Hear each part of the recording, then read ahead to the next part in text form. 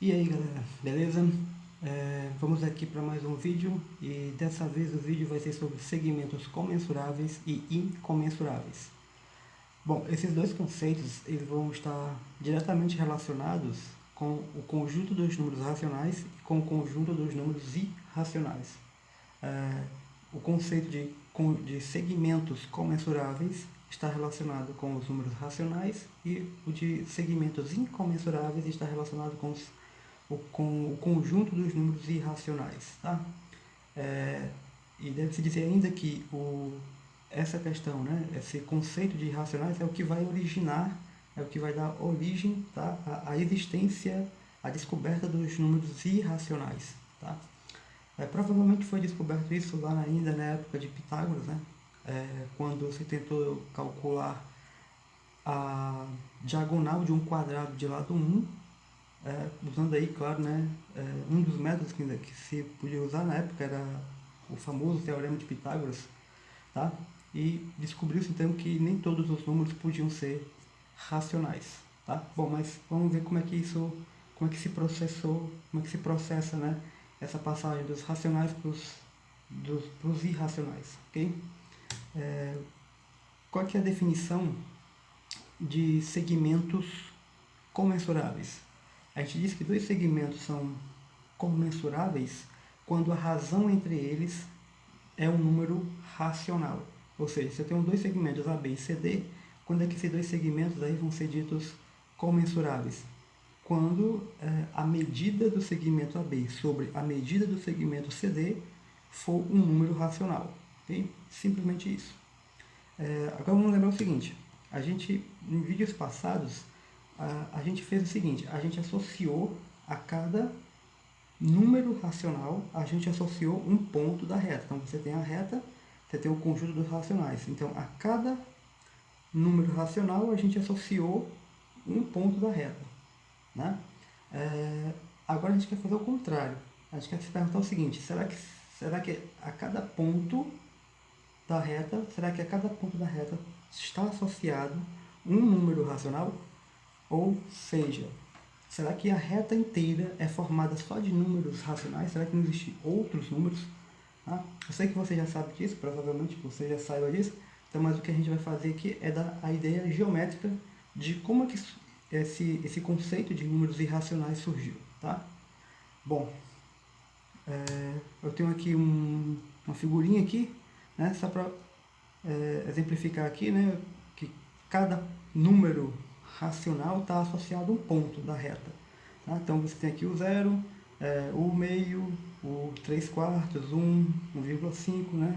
Para o lado direito os positivos, para o lado esquerdo os negativos. Tá? E a pergunta é, dois segmentos, eles vão ser sempre comensuráveis?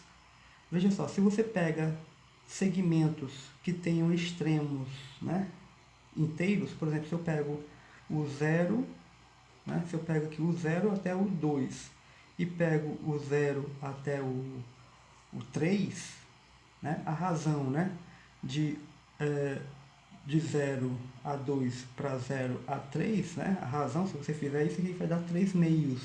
E 3 meios é um número racional, então esses segmentos vão ser comensuráveis. Né? O problema é quando você pega segmentos que não são números inteiros. Aí, será que se eu pegar, por exemplo, o segmento 0, 2 e 0 até um outro número aqui qualquer, pega um ponto qualquer, será que eu ainda vou ter essa razão, ainda vai ser um número racional ainda? Tá? Essa é a questão, ok? Então, vamos aqui. Temos aqui um triângulo retângulo, okay?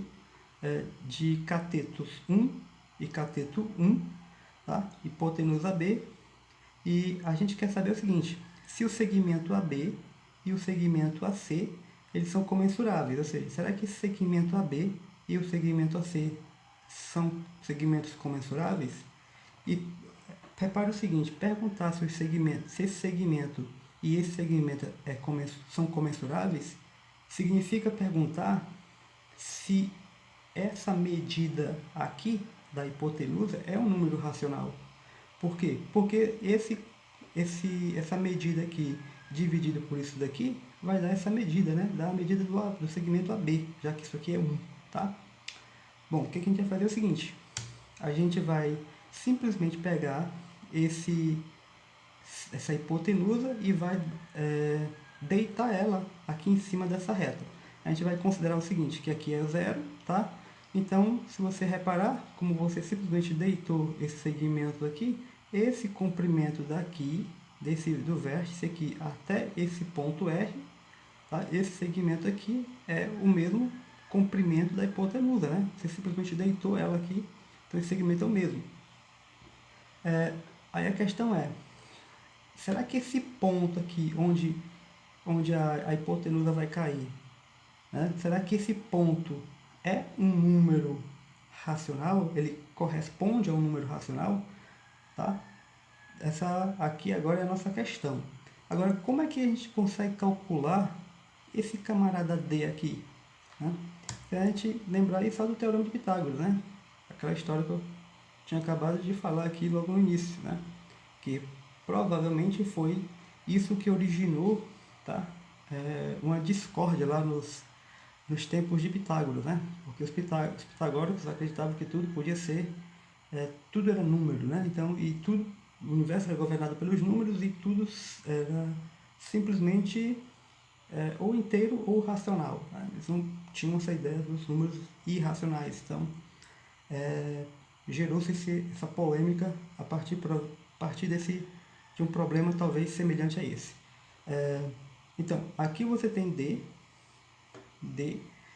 e D vai medir quanto? Raiz de 2, né? É só aplicar o Teorema de Pitágoras. Isso aqui é o quadrado, isso aqui é o quadrado, mais isso aqui é o quadrado, você tem raiz de 2. D igual a raiz de 2. Ok, aí o que a gente vai fazer então? O que a gente precisa saber agora? É se essa razão aqui, D sobre 1, né? Que a gente quer saber se esse segmento aqui sobre esse segmento aqui é comensurável, né? Ou então, D dividido por 1 dá D. Então, o que a gente tem que saber é se esse número raiz de 2, o que a gente tem que saber é se o número raiz de 2 é racional, né? Já que a razão precisa ser racional. Bom, então a questão agora é verificar se o raiz de 2 é um número racional. Então, como é que a gente prova isso? A gente vai usar um argumento chamado redução ao absurdo. Então, a gente vai fazer o seguinte, como que funciona esse argumento? A gente quer provar uma coisa e o que a gente vai fazer? A gente vai negar aquilo que a gente quer provar, certo?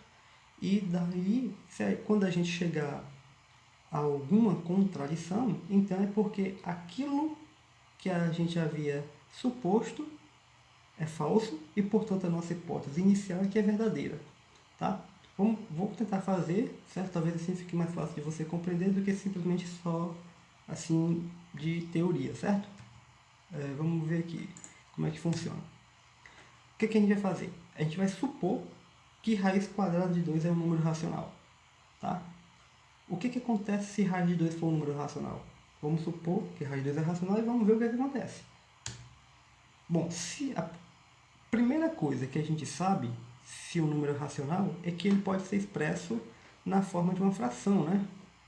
Ele pode ser escrito assim, P sobre Q. Então, se raiz quadrada de 2 é um número racional, então a gente sabe que existem dois inteiros. No caso aqui, como raiz de 2 é um número positivo, esse camarada aqui, né, esses dois caras têm que ser números naturais. Então, existem dois números naturais, P e Q, tá? De modo que isso aqui acontece. O raiz de 2 é essa fração aqui. E mais uma coisa, a gente pode acrescentar ainda uma informação nisso aqui, que o MDC entre P e Q é 1. Por quê? Porque numa fração você pode simplificar a fração, né? Até que não seja mais possível simplificá-la, até que não exista mais nenhum fator comum entre esses dois camaradas, tá? Que é exatamente dizer que o MDC entre eles é 1, tá? Então, dizer que o MDC entre dois números é 1 significa dizer que não tem nenhum número que divida esse e que divida esse, tá? Guarda essa informação. Dizer que o MDC entre esses dois caras é 1 significa dizer que não existe nenhum número que divida esse cara e esse cara, a não ser o próprio 1. Tá? Bom, então vamos lá. Vamos ver o que acontece se raiz de 2 for dessa forma, ou seja, se raiz de 2 for um número racional. Se raiz de 2 for um número racional, ele é desse jeito, e isso implica o quê? A gente pode multiplicar aqui em cruz, e aí vai ficar Q que multiplica a raiz de 2, e isso dá P. E aí o que acontece? A gente pode elevar ao quadrado dos dois lados, e aí eu vou ter 2Q, aqui eu esqueci o quadrado, né? 2Q ao quadrado igual a P ao quadrado, tá? Logo, o que a gente conclui? A gente conclui que o P quadrado é um número par, né? Porque o P quadrado, ó, P ao quadrado, ele é igual a 2 vezes Q ao quadrado. Então, é 2 vezes alguma coisa, tá? Se o número é 2 vezes alguma coisa, ele é um número par. Então, o P ao quadrado é um número par. Se P ao quadrado é par, isso implica dizer que P é par. Isso fica para você provar, certo? Se eu tenho um número ao quadrado, então é porque o número ele é um número par. Tá? Isso é bem simples de verificar, mas eu não vou fazer, vou deixar isso para você fazer. Tá? Então, essa informação aqui fica a critério de vocês provarem. Se eu tenho um número ao quadrado e você sabe que esse número é par, então é porque o número é par. Ok? Bom, a gente vai fazer o seguinte: se P ao quadrado é par, né, a gente sabe que a gente acabou de dizer aqui que P também é um número par, e a gente pode escrever o P de que jeito? Desse jeito aqui, né? O P é 2 vezes alguma coisa, certo? Ou seja, P é dobro de alguma coisa e não, assim, é um número K inteiro, a gente não precisa saber quem é esse K, certo? Aqui tem ineiro, né? Ineteiro, mas é para ser inteiro. Bom, desconsidere isso aí, gente. Vamos lá. Então, voltando para essa equação aqui, ó, 2Q igual a P quadrado, né? 2Q igual a P quadrado, isso implica dizer o quê? Isso implica que 2Q, certo? Eu vou repetir aqui. E a gente sabe que o P é um número par. O P é um número par, né? É o 2K. Então a gente coloca aqui, ó, 2K ao quadrado e faz a conta. Aqui vai ficar, vou repetir, 2Q. E aqui vai ficar quanto? 4K ao quadrado. E aqui a gente pode simplificar, né? Por 2 aqui, por 2 aqui. Aqui vai ficar só o Q, ok? E aqui vai ficar o quê? Aqui vai ficar só 2K ao quadrado. Ou seja, o Q é 2 vezes alguma coisa. Ora, se o Q ele é 2 vezes alguma coisa, então o que a gente pode concluir é que o Q também é um número par. Ou seja, a gente tem que o P e o Q são pares. Né? Esses dois camaradas aqui, eles são dois números pares. Por que são pares? O P é par, a gente tinha descoberto, e o Q agora também é par. Tá? E aí? Qual o problema disso? Né? Qual que é a catástrofe? Ou qual que é o absurdo disso? Né? O problema é que a gente tinha dito no início que o MDC entre eles, né? O MDC entre o P e o Q é 1. E o que significa dizer que o MDC entre P e Q é 1? Significa dizer que não existe nenhum número que divida ambos, né? A não ser o 1. Ou seja, o maior número que divide os dois é 1. E como a gente está concluindo aqui que o P e o Q são pares, então ambos são divisíveis por 2. Né? Ou seja, o que foi que a gente... a que conclusão nós chegamos? A conclusão foi a seguinte, que se o raiz quadrada de 2 for um número racional, tá? A gente chega nessa contradição aqui. Portanto, raiz de 2 não pode ser um número racional. Essa é a conclusão a que a gente chega, que raiz quadrada de 2 não é um número racional. Dizer o seguinte agora, isso nos diz que os dois segmentos, né, iniciais lá, o segmento AB e o segmento AC, a hipotenusa e o cateto, eles não são comensuráveis. E segmentos não comensuráveis serão chamados de comensuráveis. E os números, né? A gente acabou de descobrir que o raiz de 2 não é um número racional. Os números que não são racionais a gente chama de irracionais. E aqui eu tenho aqui o símbolo, né? A gente já, acredito que você já conheça, o conjunto dos números reais. Esse conjunto a gente vai escrever ele da seguinte maneira, conjunto dos reais. A gente vai escrever ele como sendo o Q, o conjunto dos racionais, união com R menos Q. Tá? Isso aqui, quem é esse conjunto aqui? É o que a gente chama de conjunto dos números irracionais. Os números irracionais eles não têm um símbolo próprio para eles, tá? Então a gente representa simplesmente dessa maneira aqui, R menos Q. Tá? Ou seja, isso aqui seria o complemento, né, dos racionais, ok? Então os reais são formados, o conjunto dos reais é formado dessa maneira. E lembrando ainda que o conjunto dos naturais ele está contido, né, no conjunto dos inteiros, e o conjunto dos inteiros está contido no conjunto dos racionais, e a interseção, tá, entre esse cara, o Q, e o conjunto R menos Q, ou seja, os irracionais, essa interseção é o conjunto vazio, tá? E aqui, para a gente poder encerrar nossa aula, o conjunto dos reais todo, né? Tem aqui só uma figurinha. Aqui você tem os naturais contidos nos inteiros e os racionais aqui, né? E a interseção entre racionais e irracionais não há. Não há nenhum número que seja ao mesmo tempo racional e irracional. E todos juntos, tá? Formam o que nós chamamos de conjunto dos números reais, ok?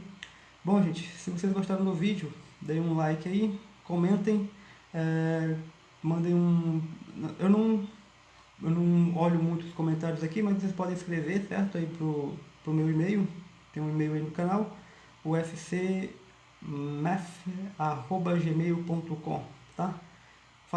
Mandem seus comentários, sugestão de vídeos, podem mandar para lá, que aí eu vou tentar fazer uns vídeos aí conforme as sugestões de vocês, valeu?